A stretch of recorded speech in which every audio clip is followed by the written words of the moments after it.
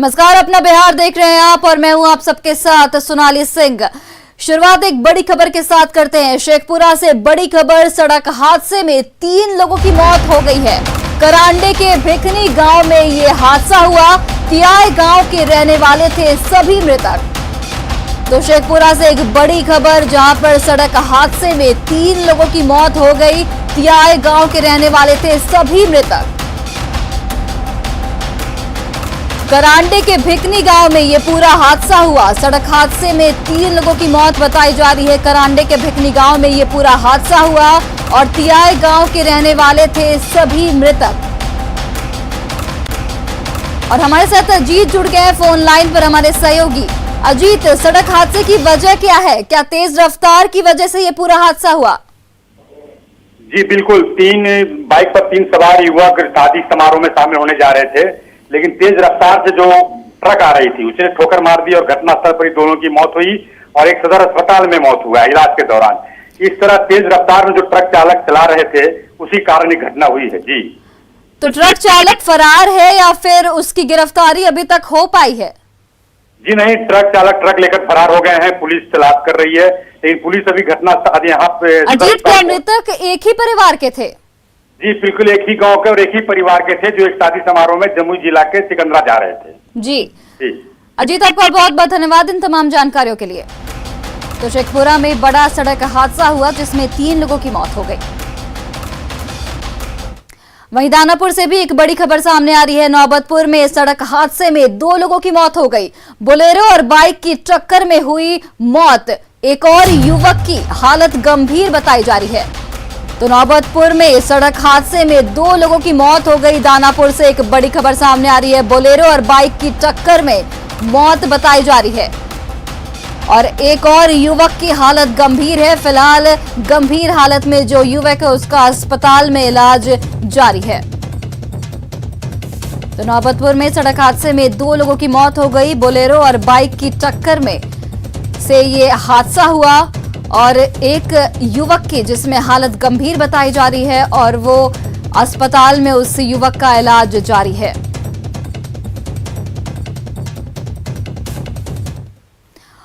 आरा से एक बड़ी खबर सामने आ रही है। तेज रफ्तार स्कॉर्पियो ने 4 को कुचला। सड़क हादसे में 2 की मौत, 2 जख्मी। टक्कर से एक शख्स पुल के नीचे जा गिरा। सहार अरवल पुल के पास ये हादसा हुआ। सड़क हादसे में 2 की मौत हो गई जबकि 2 लोग घायल बताए जा रहे हैं। और अभिनय हमारे साथ फोन लाइन पे जुड़ गया। अभिनय, तेज रफ्तार स्कॉर्पियो ने 4 लोगों को कुचल दिया है, क्या कुछ जानकारी आपके पास? बिल्कुल बताया जाता है कि वहाँ स्थानीय ग्रामीण द्वारा बताया जाता है कि तेज रफ्तार से स्कॉर्पियो विविध दिशा से आ रही थी। जो सुबह के मौसम में लोग पुल पे लोग टहलने निकले हुए थे, जिस तरीके से जो कई लोग पुल पे थे, तो तेज रफ्तार स्कॉर्पियो ने 4 लोगों को रौंदा है, जिसमें 2 की घटनास्थल पे ही मौत होगी और 2 की स्थिति काफी गंभीर बताई जाती है। दोनों को पटना रेफर कर दिया गया है, जिसको लेकर आक्रोशित लोगों ने आरा अरवल मुख्य मार्ग जो सहार पुल है वहाँ जाम करके मुआवजे की मांग करी और जो दोषी चालक है उस पर कार्रवाई करने की मांग की जा रही है। जी, आपका बहुत बहुत धन्यवाद इन तमाम जानकारियों के लिए। और जहानाबाद से एक और बड़ी खबर सामने आ रही है। स्कॉर्पियो की टक्कर में 2 की मौत हो गई है। हादसे में 3 लोग घायल बताए जा रहे हैं। प्राथमिक उपचार के बाद पीएमसीएच रेफर कर दिया गया है। काको थाना के काजी सराय के पास की ये घटना बताई जा रही है। तो जहानाबाद से एक बड़ी खबर हम आपको बता रहे हैं, जहां पर सड़क हादसे में 3 लोग घायल हो गए हैं और प्राथमिक उपचार के बाद पीएमसीएच घायलों को रेफर कर दिया गया है। ये पूरी घटना काको थाना के काजी सराय के पास की बताई जा रही है।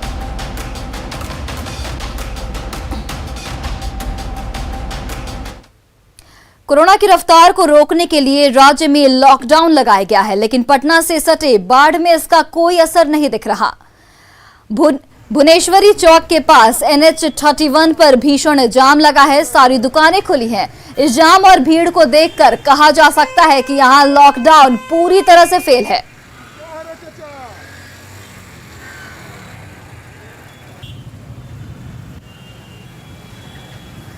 और तस्वीरों में आप देख सकते हैं कि किस तरीके से लोग अभी भी लापरवाही करने से बाज नहीं आ रहे हैं।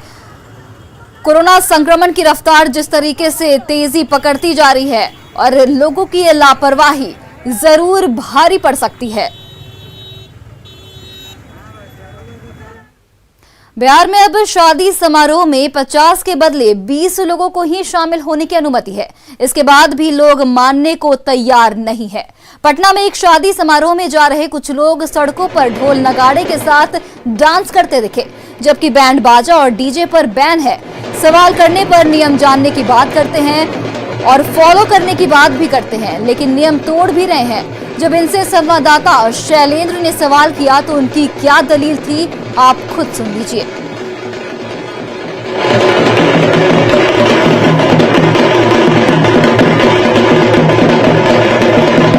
कोरोना को लेकर सरकार ने शादी ब्याह के लिए गाइडलाइन जारी किया है, लेकिन इसके बाद भी लोग मानने को तैयार नहीं है। देखिए ये सड़क पर किस तरीके से यहाँ पर लोग ढोल नगाड़े के साथ, नाच गाने के साथ यहाँ शादी समारोह में शामिल हो रहे हैं। सरकार ने गाइडलाइन जारी कर दिया है, आप लोग ढोल नगाड़ा लेकर के सड़क पर निकली है।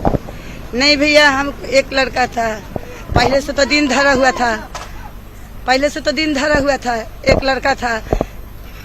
अब तो जहिया पोता पोती होगा, क्या होगा, बाकी कोई शौक नहीं पूरा।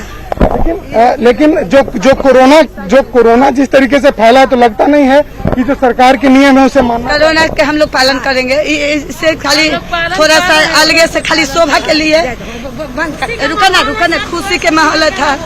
पहले से एक लड़का सरकार ने एक और नियम बनाया है कि 20 लोगों के साथ ही आप शादी समारोह में शामिल हो।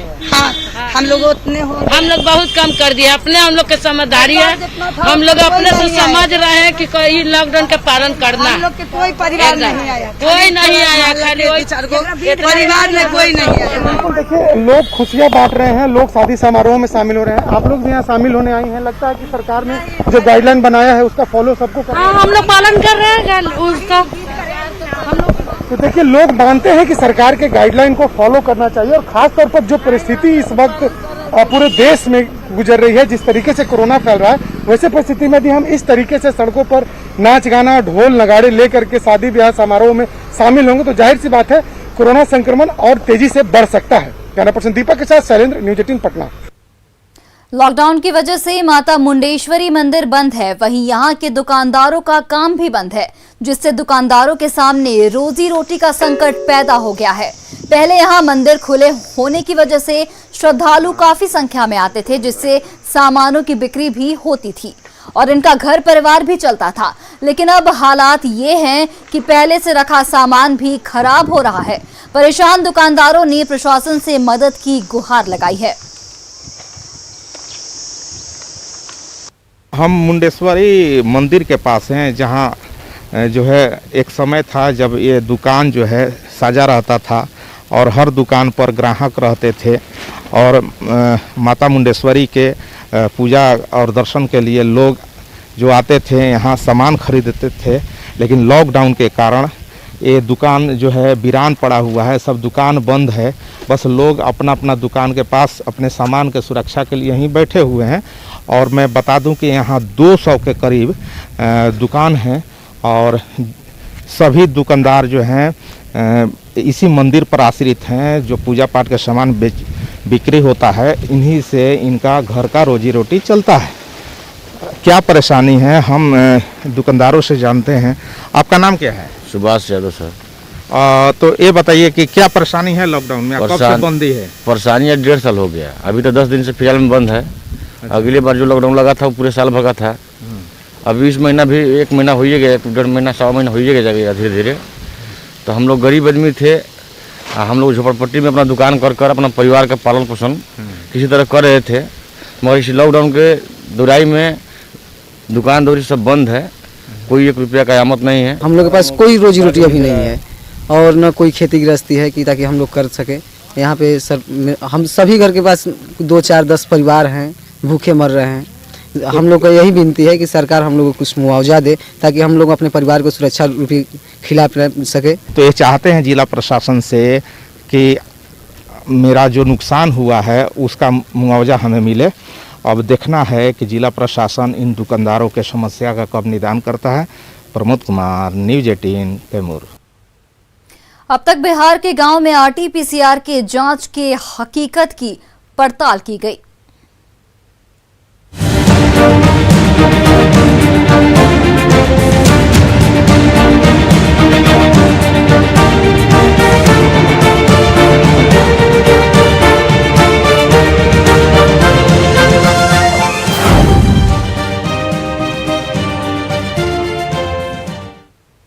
बिहार में कोरोना संक्रमण के बीच जांच को लेकर सरकार गंभीर जरूर है, लेकिन अब तक ग्रामीण इलाकों में जांच की रफ्तार काफी धीमी है। प्राथमिक स्वास्थ्य केंद्रों में अब तक आरटी-पीसीआर जांच की शुरुआत नहीं हो सकी है। लोगों को अब भी एंटीजन जांच के भरोसे ही रहना पड़ रहा है। बगहा के ग्रामीण इलाकों में भी कुछ यही हाल है। बगहा के हारनाटांड प्राथमिक स्वास्थ्य केंद्र पर भी लोग जांच के लिए पहुंच रहे हैं, लेकिन केवल एंटीजन टेस्ट की व्यवस्था होने से लोगों में संशय की स्थिति है, बता रहे हैं न्यूज 18 संवाददाता मुन्ना राज। जांच को लेकर सरकार गंभीर है और मुख्यमंत्री नीतीश कुमार ने ग्रामीण स्तर पर आरटी-पीसीआर जांच की बात कही है और इसके लिए स्वास्थ्य विभाग को निर्देशित भी किया गया है। तो बगहा के हारनाटांड पीएससी में हम पहुंचे हैं और जानने की कोशिश करेंगे कि कोरोना जांच को लेकर एंटीजन और आरटी-पीसीआर में क्या अभी यहाँ चल रहा है। तो आप देख सकते हैं कोरोना जांच की प्रक्रिया चल रही है पीएससी में और तमाम लोग आरटी-पीसीआर जांच के लिए पहुंचे, एंटीजन जांच के लिए पहुंचे हैं। तो हम यहाँ जानने की कोशिश करते हैं कि क्या जाँच चल रहा है। क्या नाम हुआ?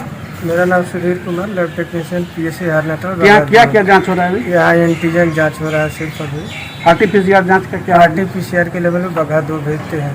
तो मतलब ग्रामीण क्षेत्र का कोई आता है तो एक ही जांच होती है आपके? मेरे पास एंटीजन जांच ही होता है। क्या नाम हुआ? मेरा नाम हेमराज पटवारी।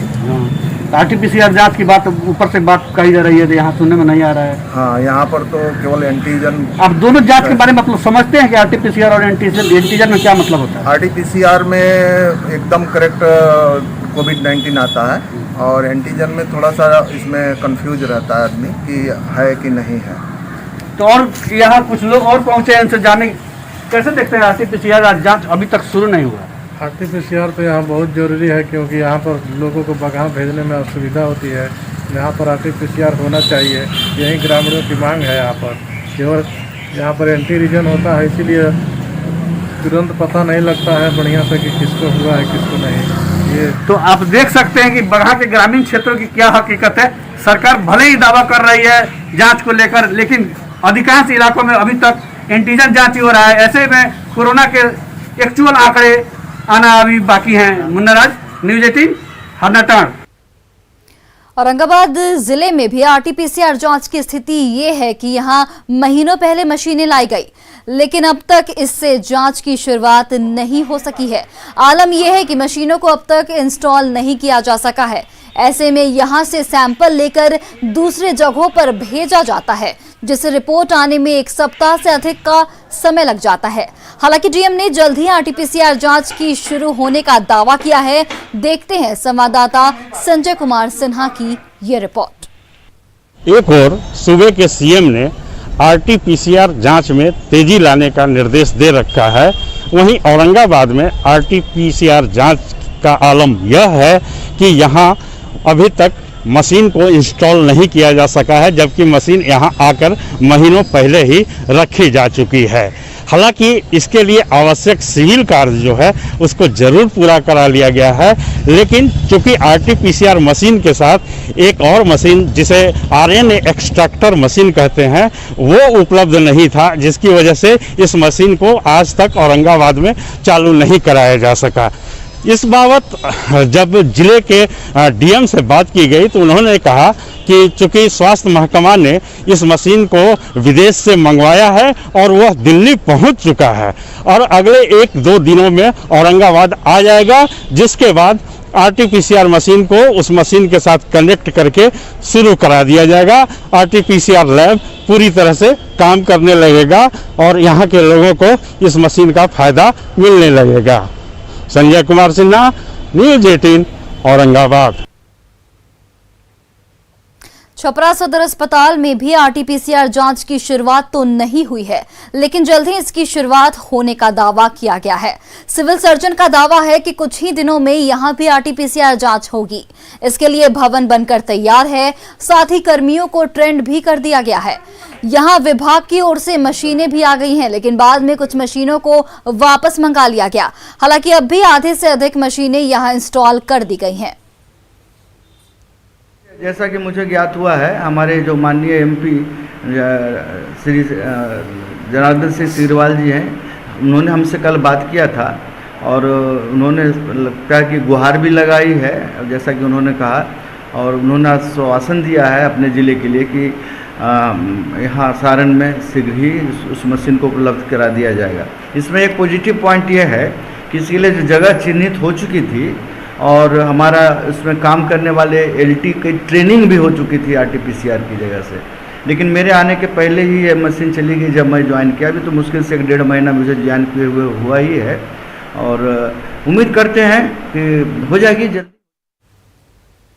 छपरा के लोगों को आरटीपीसीआर जांच की सुविधा जल्द ही मिलने वाली है। इसके लिए विभाग ने तैयारियां शुरू कर दी है। ये क्षेत्रीय जांच केंद्र है जिसके बिल्डिंग में एक नया भवन तैयार किया गया है, जिसके अंदर में आरटीपीसीआर जांच की तमाम व्यवस्थाएं की जा रही है। हालांकि जो जैसा कि सिविल सर्जन से हमारी बात हुई, उन्होंने कहा कि कुछ मशीनें जो आई थी उसे विभाग ने अचानक वापस बुला लिया। हालांकि इसके पीछे क्या कारण है इसके अंदर हम नहीं जाएंगे। विभाग का कहना है कि स्थानीय सांसद और सिविल सर्जन खुद विभाग के संपर्क में है ताकि इस केंद्र को जल्द से जल्द चालू कराया जा सके। लेकिन अभी जो हालात है, विभाग की ये बिल्डिंग बनकर तैयार है, कई आवश्यक उपकरण, आधे से अधिक आवश्यक उपकरण आ चुके हैं और जो उपकरण बाकी है उसे लाने के लिए फिर से विभाग और सांसद जुटे हुए हैं। जैसे ही उपकरण आ जाएंगे तो लोगों को एक आरटीपीसीआर जांच की सुविधा छपरा मिल जाएगी। फिलहाल इस जांच के लिए लोगों का सैंपल पटना भेजा जाता है, इसमें काफी वक्त लग जाता है। तो जब ये सेंटर बनकर तैयार हो जाएगा तो लोगों को तुरंत ही रिपोर्ट मिल जाएगी और कोरोना की जांच में आसानी होगी, लोगों को काफी सुविधा होगी। संतोष गुप्ता, न्यूज़ 18, छपरा। नवादा सदर अस्पताल के वैक्सीनेशन सेंटर को संत जोसेफ स्कूल के कैंपस में शिफ्ट कर दिया गया है। सदर अस्पताल में जुट रही भारी भीड़ के कारण वैक्सीनेशन सेंटर को बदला गया है। संत जोसेफ स्कूल स्थित वैक्सीनेशन सेंटर का जायजा लिया न्यूज़ 18 संवाददाता अनिल विशाल ने। नवादा जिला प्रशासन एवं स्वास्थ्य समिति के द्वारा नवादा सदर अस्पताल में जो टीकाकरण केंद्र जो बनाया गया था उसे आज से तब्दील कर दिया गया है, क्योंकि कुछ टेक्निकल कारण और जो सदर अस्पताल में जो भीड़ उमड़ रही थी उसको देखते हुए सदर अस्पताल समिति ने टीकाकरण केंद्र को बदलने का ऐलान किया है और आज नई व्यवस्था के तहत नए टीकाकरण का शुरुआत कर दिया गया है। इस वक्त हम मौजूद है नवादा शहर के सेंट जोसेफ स्कूल में, जहाँ इस वक्त आप देख सकते हैं कि नए व्यवस्था के तहत व्यवस्था की गई है। न्यूज़ 18 ने आपको पिछले बार दिखाया था कि किस तरह से टीकाकरण केंद्र पर सोशल डिस्टेंसिंग और तमाम व्यवस्था की धज्जियां उड़ी थी, जिसमें किसी भी नियम का पालन नहीं हो पा रहा था। तो उसके तहत आज से यह नई व्यवस्था चालू की गई है। इस वक्त अधिकारी की टीम यहाँ मौजूद है, उनसे हम जानते हैं सर आखिर क्यों टीकाकरण साइट को चेंज किया गया है। ये हम लोग पहले सदर हॉस्पिटल में वैक्सीनेशन करा रहे थे और चूँकि 18+ का वैक्सीनेशन अब कराना है तो और 200 लोगों को एक दिन में स्लॉट दिया जाता है और 45+ वाला का वैक्सीनेशन कराना है। तो उससे सरकार के गाइडलाइन के अनुसार स्कूल में कहीं वैक्सीनेशन जो बढ़िया साइट है जहां भीड़-भाड़ सोशल डिस्टेंसिंग बना रहे, उसके अनुरूप हम लोग ने सेंट जोसेफ स्कूल को चिन्हित किया है। कुछ लोग हैं यहाँ पे, उनसे हम जानते हैं आज की व्यवस्था से आप खुश हैं? अभी थोड़ी ठीक है, यहाँ पे सबको डिस्टेंसिंग का फॉलो हो रहा है तो ठीक है अभी। और मतलब जो पहले जो व्यवस्था थी उससे आप संतुष्ट हैं, जो पहले जो हुआ करती थी व्यवस्था सदर अस्पताल में? नहीं, पहले बहुत पास खड़े होते थे तो सोशल डिस्टेंसिंग का फॉलो नहीं कर रहे थे लोग। इन नई व्यवस्था के तहत जो शुरुआत की गई है उससे लोग भी काफ़ी खुश हैं।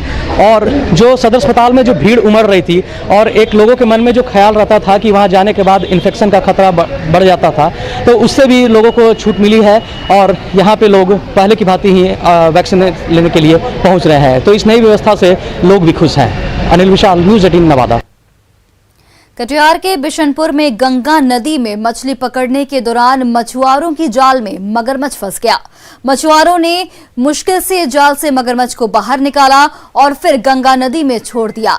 जाल में फंसे मगरमच्छ का वजन करीब 25 किलो बताया जा रहा है।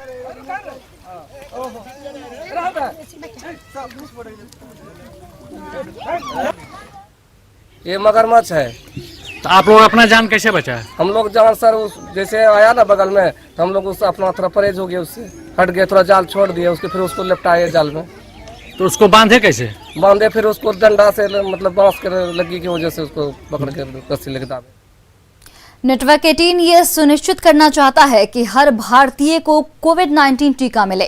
वैक्सीनेशन जागरूकता बढ़ाने के लिए नेटवर्क 18 और फेडरल बैंक की पहल संजीवनी अ शॉट ऑफ लाइफ को सपोर्ट करें। हेल्थ एक्सपर्ट अपोलो 24/7 आपके साथ हैं।